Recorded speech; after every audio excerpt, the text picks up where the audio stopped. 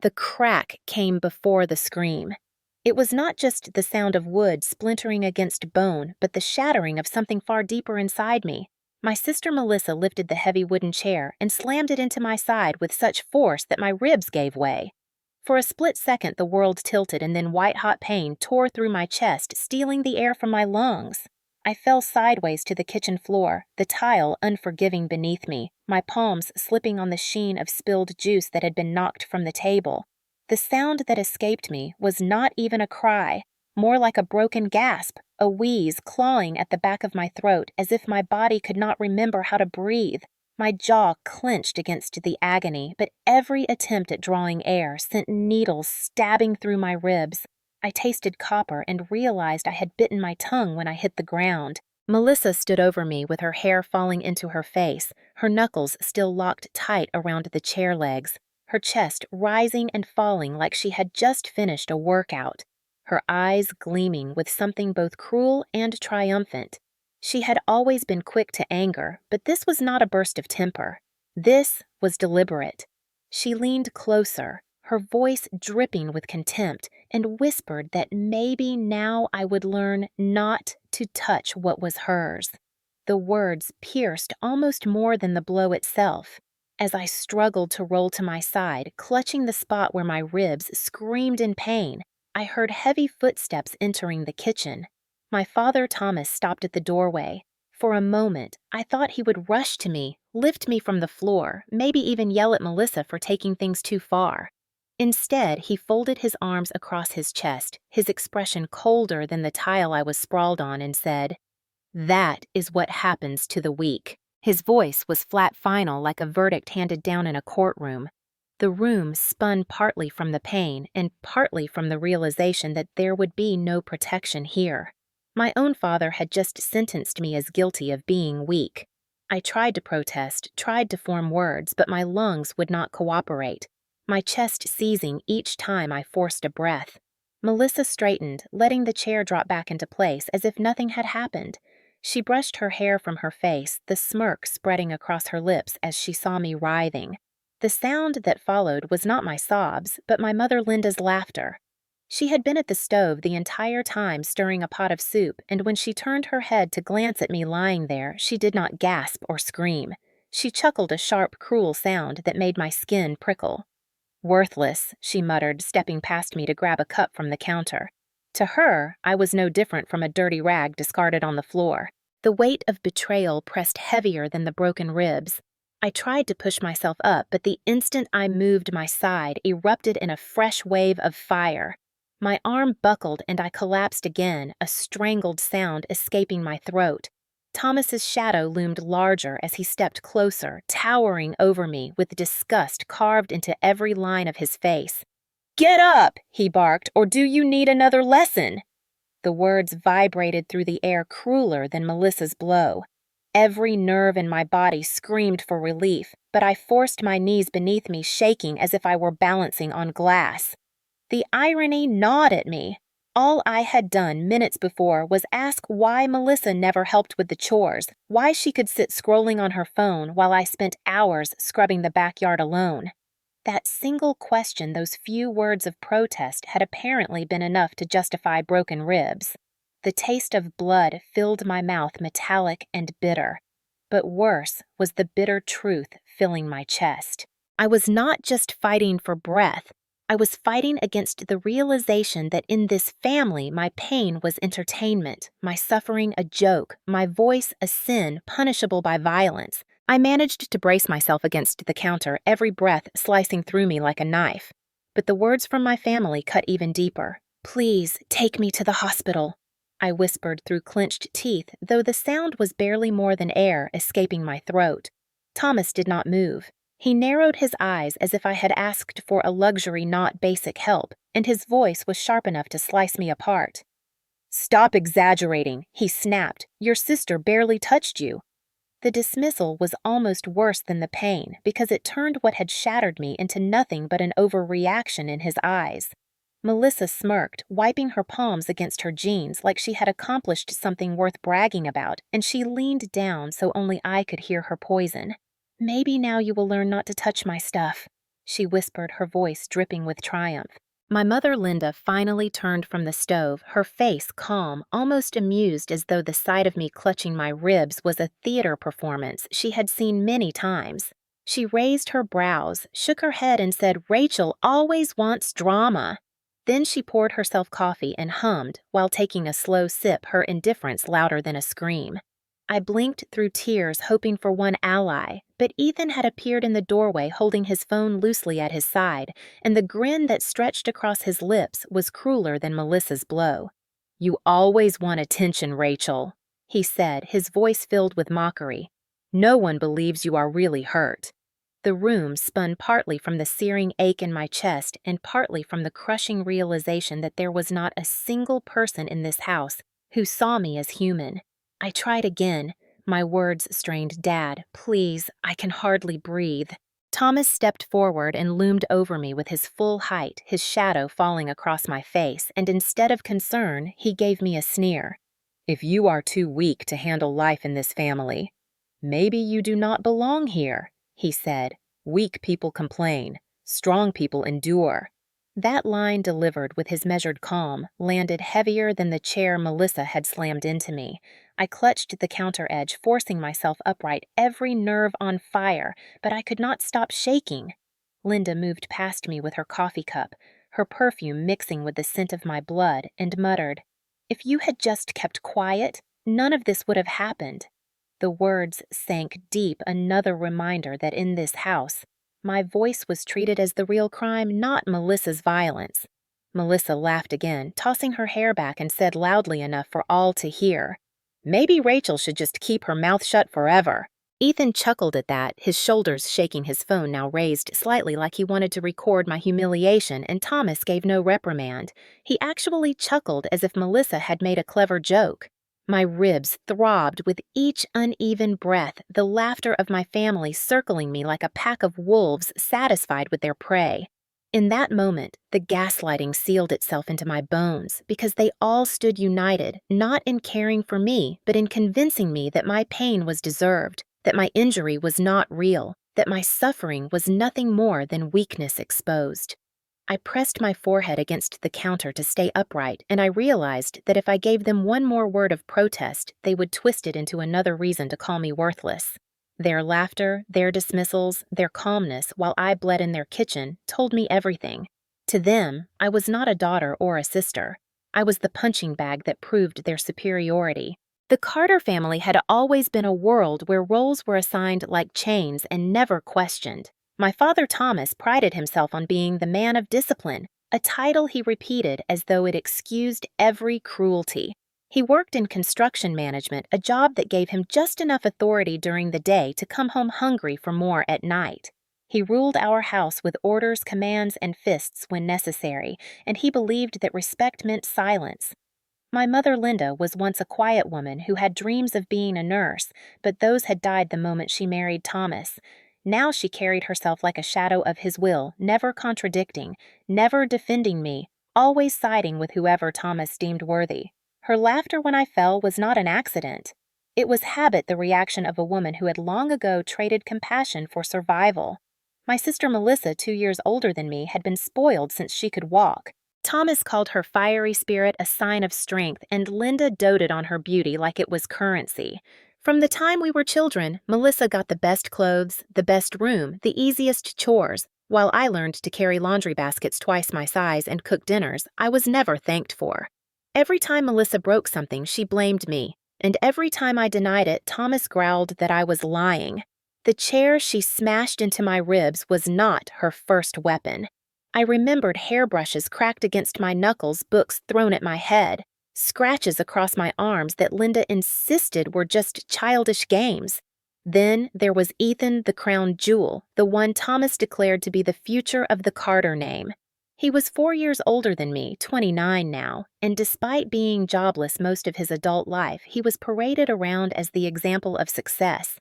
Thomas bragged about his potential, his intelligence, even his laziness, framing it as confidence. Linda cooked special meals for him. Melissa treated him like royalty, and when Ethan squandered money on failed business ideas, the family covered it with silence. What did I get? A label, the weak one. the one who complained, the one who had to clean up everyone else's messes. Even in moments where I excelled, I was erased. In high school, I had won a writing award, but Thomas told relatives it was Melissa's and she never corrected him. When Ethan dropped out of college after one semester, Thomas said it was because higher education could not challenge a mind like his, while my acceptance to a local university was dismissed as me being lucky. I never even got to attend because Thomas insisted my savings would be better used to help Ethan launch a business. That money vanished, just like my chance at independence. When I worked part-time jobs, Thomas found ways to take my earnings, sometimes calling it family duty, sometimes claiming he needed to hold it for me so I would not waste it. Waste in his vocabulary meant using money for myself. Melissa never heard that word. Ethan never heard it either. To them, everything was a reward. To me, everything was debt. I became the maid of the Carter household, the cook, the cleaner, the scapegoat. Thomas strutted around calling Ethan the heir Melissa, the strong one, Linda, the loyal wife, while I was nothing but the reminder of weakness. In public, they masked it with fake smiles, but behind closed doors, the truth was as sharp as the blows. I had learned to live in corners to listen instead of speak, to carry burdens that did not belong to me. But no matter how much they tried to bury me under their contempt, I carried the memory of every insult, every dismissal, every bruise. Those memories were seeds, and though they thought they had crushed me, something inside was growing slowly, waiting for the day it would break the surface. Every day in the Carter household felt like a cycle of commands and punishments, an endless routine where I was the only one expected to move while the others lounged in comfort. Morning began with Thomas barking orders before I had even finished my first sip of water. Rachel, the yard needs to be swept. Rachel, take out the trash. Rachel, why is the laundry still in the basket? Melissa usually strolled downstairs an hour later, scrolling through her phone with her hair still messy from sleep, and Linda would hand her a plate of breakfast without asking her to lift a finger. If I paused for even a moment to eat my own food, Thomas would scowl and demand to know why I was so slow. Ethan usually stayed sprawled across the sofa watching television or playing video games, his shoes kicked off and socks strewn across the floor. He did not have to pick them up because I was expected to. If I complained, Melissa would shoot me a look filled with mockery, and Thomas would raise his voice. Do not talk back to your sister. She has other responsibilities. What responsibilities? I thought. She had no job, no bills to pay, nothing but free time to gossip with her friends. Yet she was painted as busy while I was treated as lazy, even with sweat dripping from my back. Linda played her part with lines she had memorized long ago. Be grateful we keep you here, she would mutter when I looked tired.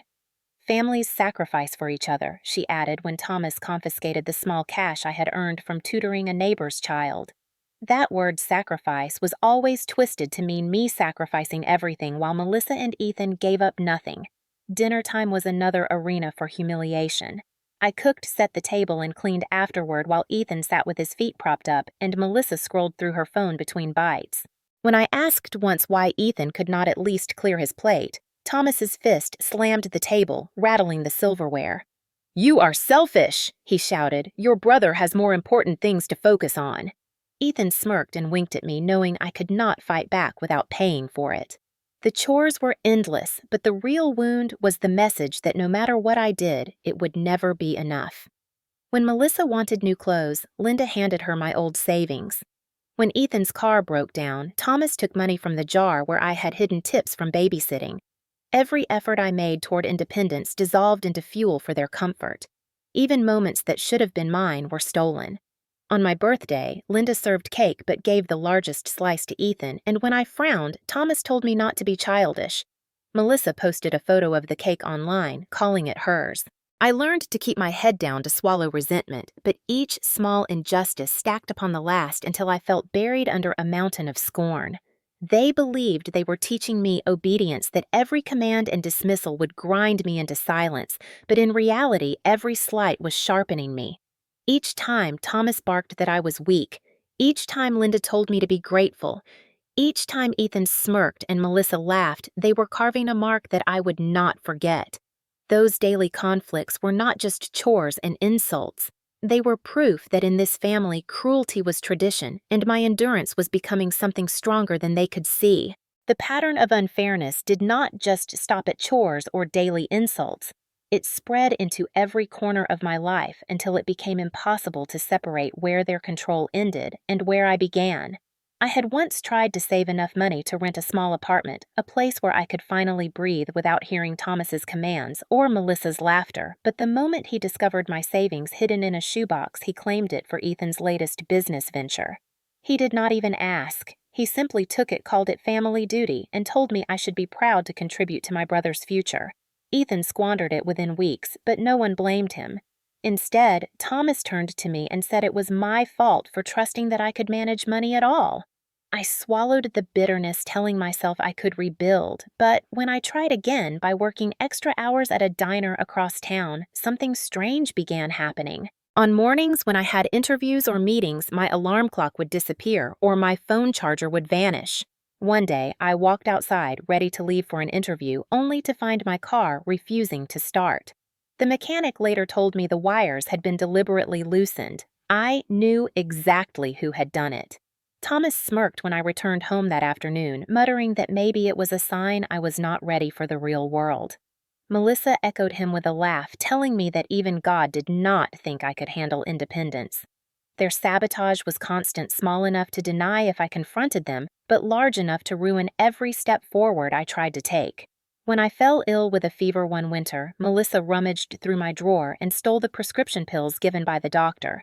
When I begged for them back, she tossed the bottle between her hands like a toy and said she needed it more. Linda walked in during the scene, and instead of defending me, she sided with Melissa, telling me not to be selfish. My body burned with fever. My ribs still sore from old bruises, and yet I was scolded for wanting relief. That moment crystallized the truth in this house. My pain was always secondary to Melissa's whims or Ethan's comfort. Even holidays were twisted. On Christmas morning, I gave Ethan a sweater I had saved weeks to buy, and he tossed it aside with barely a glance, while Thomas handed him an envelope thick with cash pulled from my wages. At the same time, Melissa bragged about gifts Linda had bought her using the last of the grocery money, and when I asked what I was getting, Thomas sneered, "You get a roof. That is more than you deserve." I nodded silent because arguing only earned me bruises. The worst part was how they managed to convince me that all of it was my fault. Whenever I tried to point out the unfairness, Thomas told me I was imagining things. Whenever I said Ethan and Melissa should contribute, Linda said I was jealous. Melissa laughed and called me dramatic. Ethan grinned and told me to stop pretending I was equal to them.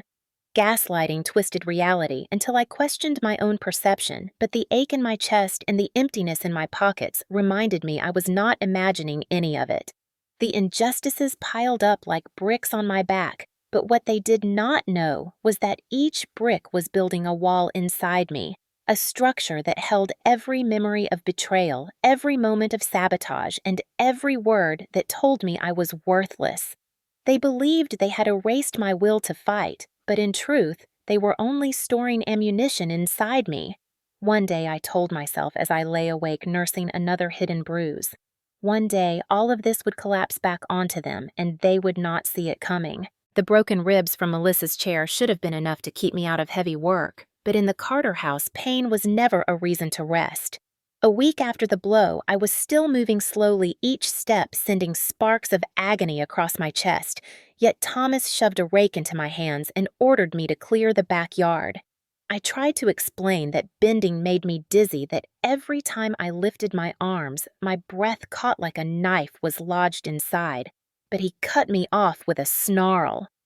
"Excuses, Rachel," he said, "only the weak complain." Melissa lounged nearby with a glass of iced tea, watching me struggle as though I were her personal entertainment. Ethan sprawled across the porch steps with his phone barely glancing at me except to laugh when I winced. Hours passed, the sun searing down, sweat stinging my eyes, my body screaming with every motion until finally I collapsed to my knees. The rake slipped from my hands and clattered against the stones. For a moment, I thought maybe Thomas would recognize the severity of my condition. Instead, he strode forward, his boots heavy against the dirt, and without hesitation, his hand struck across my face.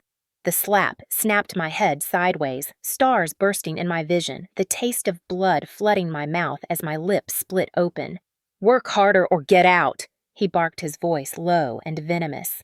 Linda stood in the doorway holding a dish towel, and instead of rushing to me, she simply sighed, telling me not to be dramatic. Melissa burst into laughter, clapping her hands like a spectator at a circus, and Ethan lifted his phone higher, angling it toward me with a grin. Say hello to the camera, little sister, he mocked, chuckling as if my humiliation was a joke worth capturing. My chest convulsed with pain, and my pride burned hotter than the sun overhead. I pushed myself up with shaking arms, every muscle trembling, my eyes stinging with tears I refused to shed in front of them. That moment burned into me because it confirmed that in their eyes I was not a daughter or a sister, but an object to crush whenever they pleased. The physical blow hurt, but the laughter that followed seared deeper. Melissa shouted, "Look at her, she can barely stand. Maybe she should crawl." Ethan laughed harder, recording my stagger as though it were comedy gold. Thomas loomed over me, repeating his mantra, "Weakness disgusts me. Do the job or sleep outside tonight." The threat was not empty. I had spent nights shivering on the porch before punished for speaking out, punished for existing. As the blood dripped down my chin, I realized my life was balanced on the edge of their cruelty. My ribs ached, my lip throbbed, my pride was crushed, but somewhere beneath the weight of their scorn, something hardened. I stood wobbly but upright and gripped the rake again, not because I accepted their orders, but because I knew in that moment if I showed defiance, Thomas would break more than my ribs. My silence was survival. Yet even as I forced myself through the pain, a seed of clarity took root inside me. If I remained here, if I continued to endure one day, I would not just have broken ribs or a split lip. One day I would lose everything, and they would not care. That was the moment I understood with chilling certainty that escape was not just a dream. It was the only path to survive. That night, the house was silent except for the faint hum of the refrigerator and the occasional creak of pipes, but inside my room, my body was a battlefield. Every inhale stabbed at my ribs, my lip was swollen and cracked, and my face still stung from the slap Thomas had delivered in the yard. I sat on the edge of my bed with the light off, clutching a cold spoon against my mouth because we had no ice packs, and stared at the shadows on the wall. Pain had become normal, but this time it carried something else with it, something sharper than the bruises. The realization that if I stayed there would be no limit to how far they would go. Melissa would not stop at broken ribs. Ethan would not stop at laughter. Thomas would not stop at slaps. Linda would never step in. I saw it all stretching ahead like a hallway with no doors, only walls closing tighter until I disappeared completely.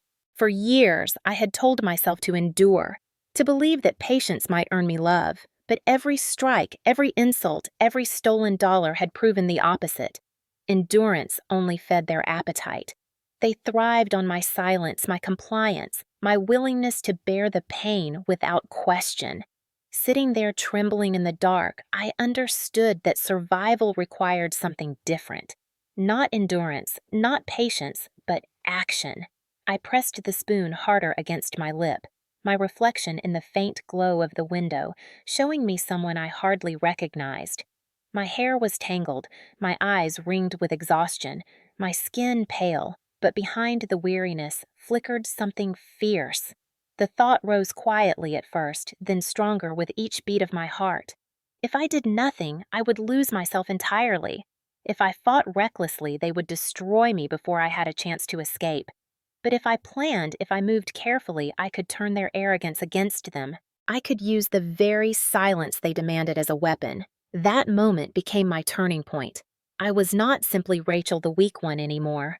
I was Rachel who had survived years of cruelty. Rachel who had memorized every habit, every flaw, every secret they had carelessly shown me. And I promised myself then, while pain pulsed through every inch of my body, that this cycle would not continue forever. I would find a way out. I would find a way to make them see what they had done. And when that day came, the weight of every injustice they had thrown on me would return to them like a storm they could not escape. In the days that followed, I became a shadow in my own house, a version of myself I had never been before. Where once I argued even faintly now, I kept my head bowed and my mouth shut. I answered Thomas with "Yes, sir." I nodded at Linda's commands. I even forced a smile at Melissa's taunts. I cleaned without complaint, cooked without protest, and laughed lightly at Ethan's crude jokes. The change pleased them. Thomas smirked as though he had finally broken me into obedience. Melissa strutted more confidently as if she were untouchable. Linda hummed louder in the kitchen, and Ethan bragged about how peaceful the house felt now that I had stopped fighting. What none of them saw was the notebook hidden under my mattress and the quiet fire burning in my chest.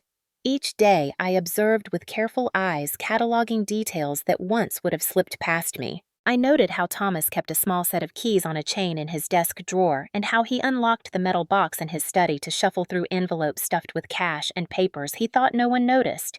I memorized the times Linda left her phone on the counter while gossiping with neighbors outside her messages, buzzing with reminders of overdue bills and private complaints she would never admit out loud. Melissa was careless with her vanity, leaving diaries and notes scattered across her desk, little scraps of evidence of her cruelty toward classmates and her bitterness about anyone who did not bow to her. Ethan was the easiest. He talked too much, bragging about passwords, boasting about business ventures that were nothing more than scams, boasting about contacts he did not really have. At first, I only watched and wrote in my notebook late at night, but soon opportunities presented themselves. One evening, when Linda left her purse on the counter while she watered the plants, I dried dishes slowly until the sliding door clicked shut, then slid her phone into my hand. My heart pounded so loudly I feared it would give me away, but my fingers moved fast. I skimmed through her gallery, saw photos of receipts she had hidden from Thomas, scanned notes where she kept bank codes like grocery lists, and memorized patterns before sliding it back into place. The thrill of discovery outweighed the risk. A few days later, Thomas stumbled in late from work, muttering curses, and left his jacket slung over the chair. In the pocket, I found slips of paper with numbers, names, even dates that looked suspiciously like bribes he had once denied paying. I copied them into my notebook with hands that shook, but not from fear, from exhilaration. The more I uncovered, the clearer my plan became. This was no longer just about escape. Leaving would free me, but evidence would destroy them, and that was the justice I craved. I began moving with purpose. When Melissa bragged on the phone about stealing a necklace from a friend, I recorded it quietly from the hallway. When Ethan showed off his scam website, I memorized the name and later pulled it up on my old laptop, saving screenshots of his boasts. Every night, the pile grew digital files on my flickering screen, handwritten notes pressed into the pages of my notebook, pieces of a puzzle that would one day collapse the Carter family facade. The strangest part was how easily they fell for my disguise. They mistook my silence for defeat, my lowered gaze for submission, my obedience for weakness. They relaxed. They spoke more openly. They forgot that I was listening, and I, the so-called weak one, became invisible enough to see everything.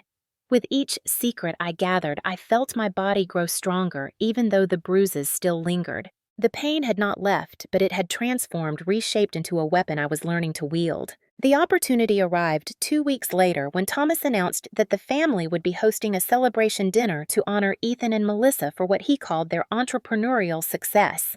I knew the truth. Ethan's so-called venture was a hollow scheme propped up with borrowed funds, and Melissa's contribution was nothing more than flaunting her presence beside him. But to the outside world, Thomas wanted to present them as the pride of the Carter family, the living proof that his discipline had created greatness. Invitations went out to neighbors, business contacts, and distant relatives, and Linda buzzed with excitement as she polished silverware and prepared menus. For me, it was the moment I had been waiting for. A crowded room meant witnesses. Witnesses meant exposure. And exposure was the only weapon powerful enough to crack the shield they had built around themselves. I kept my head bowed as preparations unfolded, pretending to be nothing more than the obedient servant daughter. I scrubbed the floor's ironed tablecloths and stayed silent when Melissa mocked me for working while she tried on dresses. Ethan rehearsed his speech in the living room, his voice carrying phrases like innovation and groundbreaking, while I bit my tongue to keep from laughing at the absurdity. Thomas beamed with pride, pacing the house and practicing his introduction, declaring that his children were proof of strength and resilience. I knew every word would taste like ash once the truth spilled out. The night of the event arrived with the house glowing under string lights and the smell of catered food filling the air. Guests trickled in men in suits and women in dresses offering handshakes and compliments. Melissa sparkled in a red gown. Ethan wore a pressed suit that still could not hide his arrogance. And Linda floated from conversation to conversation as if she were royalty. Thomas shook hands and slapped backs. His chest puffed with pride while I carried trays of drinks unnoticed. Perfect. The less they saw me, the more shocking it would be when I stepped out of the shadows. The living room had been transformed with chairs facing a small stage where Ethan would present his venture, a projector set up to display his slides. I slipped close to the AV table, the small USB tucked into my pocket, pressing against my palm like a heartbeat. My files waited inside, ready to override everything he had prepared. I moved carefully, timing my steps between bursts of applause or laughter, keeping my eyes down so no one thought twice about the girl carrying glasses. When Thomas called for attention, his booming voice silencing the crowd, I felt my chest tighten, not with fear, but anticipation. This was it. Ethan grinned as he walked onto the stage, Melissa waving from the front row, Linda dabbing her eyes as though she were witnessing a coronation. Thomas spoke first, his speech full of words like honor and strength, declaring his son and daughter the legacy of the Carter name. The room erupted with polite applause, and Ethan launched into his pitch, clicking the remote to advance slides filled with flashy graphics and empty promises. I stood in the corner, my fingers tightening around the USB. Every second his voice droned on, every false claim he made built the tower higher. And I was ready, more ready than ever, to knock it all down in one devastating strike. The room dimmed as Ethan clicked the remote to cue his promotional video, his voice rising with rehearsed confidence as he announced the dawn of his bright future. I moved, then silent and deliberate, slipping to the AV table where the projector hummed. My hand slid into my pocket and closed around the small USB that had become my lifeline, the culmination of weeks of gathering evidence. With a deep breath, I leaned down and in one swift movement connected it to the port. The screen flickered. Ethan's smile faltered for half a second, but he quickly recovered, certain it was just a glitch, until the first image appeared. Not his logo, not his mock business plan, but a scanned page from Thomas's ledger numbers and names scrawled in his handwriting, bribes, and under the table deals laid bare for all to see. A murmur rippled through the audience. Thomas froze, his proud stance collapsing into a rigid mask of disbelief. Before he could react, another file appeared, this time a series of text messages from Linda. Her words calling a neighbor desperate and pathetic for begging repayment of money Linda had borrowed. Gasps broke out as people recognized her tone, her name flashing clear at the top of the screen. Linda covered her mouth, but her eyes darted frantically around the room. The screen shifted again, this time to a grainy video recorded from the hallway of our home. Melissa's voice echoed as she bragged about stealing from a classmate, her laughter cruel, followed by the image of her swinging the chair at me, the crack of ribs audible in the background. Guests recoiled, some muttering in disgust, others staring wide-eyed at Melissa, who sat frozen in her red gown, her face draining of color. Ethan dropped the remote, stammering, but the next clip silenced him completely. His own voice boomed through the speakers, bragging about a fake business website, mocking investors for being stupid enough to believe him. The room erupted in whispers, outrage building like a wave. "Is this real?" someone muttered. "That is his voice," another confirmed. I stepped out from the corner, then walking toward the stage, slowly, my heart beat steady, even as chaos swirled around me. The screen continued to cycle through evidence, each file another nail in the coffin of the Carter image. Thomas shouting at me, calling me worthless. Linda laughing while I begged for medicine. Melissa cursing Ethan, boasting. Every secret they had hidden, every cruelty they had dismissed, laid bare before the people they most wanted to impress. Thomas lunged toward the AV table, but the files were already cued unstoppable. His booming voice barked for the presentation to be shut off, but no one moved to help him. Too many phones were raised now, recording preserving every second. I reached the front of the room and stood facing them, no longer hunched or silent, but upright, my ribs aching, but my spirit unshaken. You built this family name on cruelty," I said, my voice cutting through the noise, "and tonight I am simply returning it to you without the polish." My words landed heavy, the audience turning to look from me to them, the once proud Carters now cornered in their own lies. Ethan's face was chalk white, his lips moving soundlessly. Melissa clutched her dress, her hands trembling. Linda's coffee cup shattered on the floor where she had dropped it, liquid spreading across the tiles like a stain. And Thomas, for the first time in my life, looked afraid. He hissed my name like a curse, but it no longer had power. Cameras flashed, whispers became shouts, and I knew in that instant that the Carter empire of discipline and pride had fallen.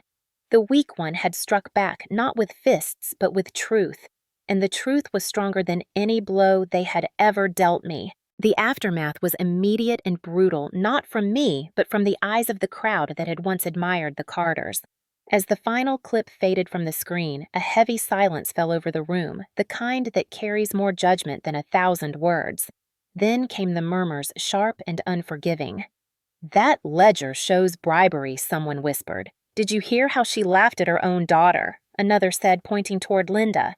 A businessman near the front shook his head and muttered, "I invested with Ethan, my God." The ripple grew into a storm. Guests stood chairs, scraped voices rose, and within minutes the carefully constructed image Thomas had built crumbled into dust. Phones recorded everything, flashes catching the pale faces of my family. Ethan stumbled off the stage, his legs shaking, his once arrogant grin gone. Melissa tried to shout that it was all lies, but the video had shown her face clearly, her voice mocking her arms, swinging the chair. Linda reached for her but recoiled when a guest sneered, "You are no mother."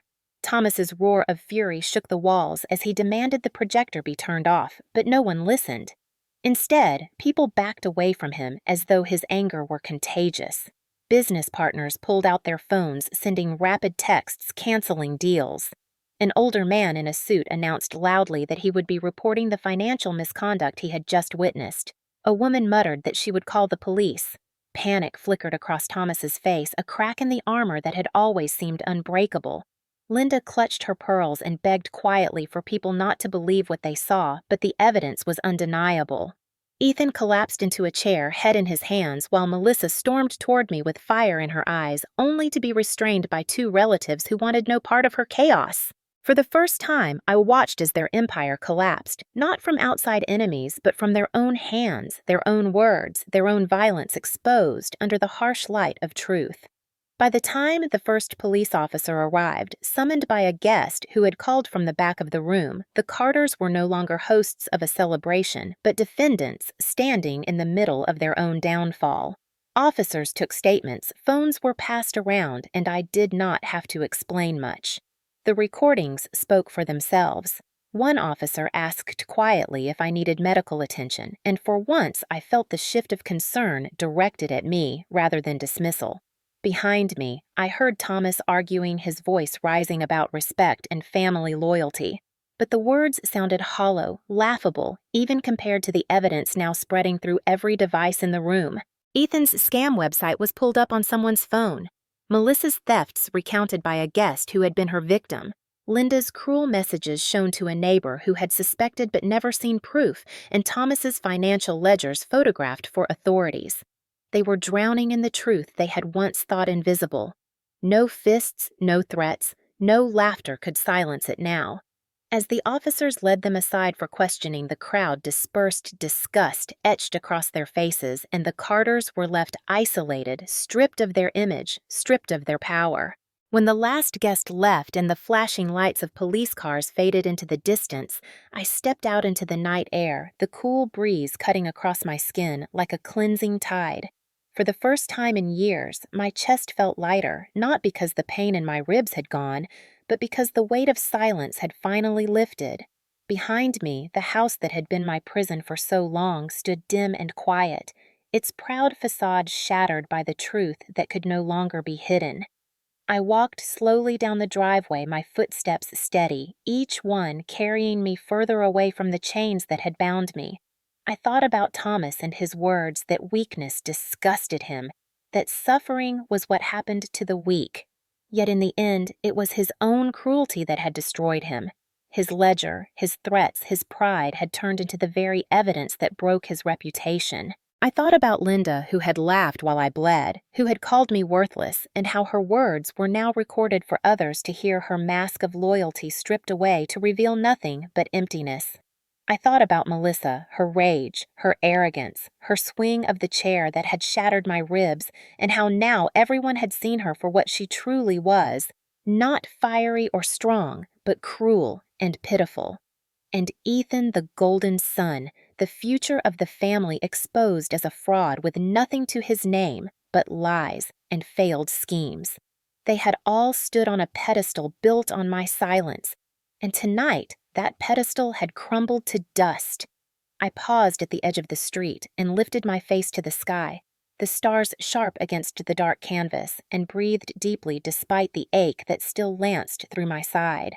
Pain remained, but it no longer owned me. I realized then that survival was never about enduring their blows.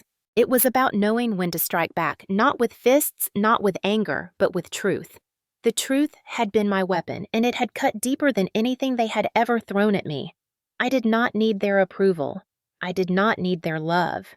I had found strength in the very silence they thought was weakness. And now, I was free. Tomorrow would not be easy.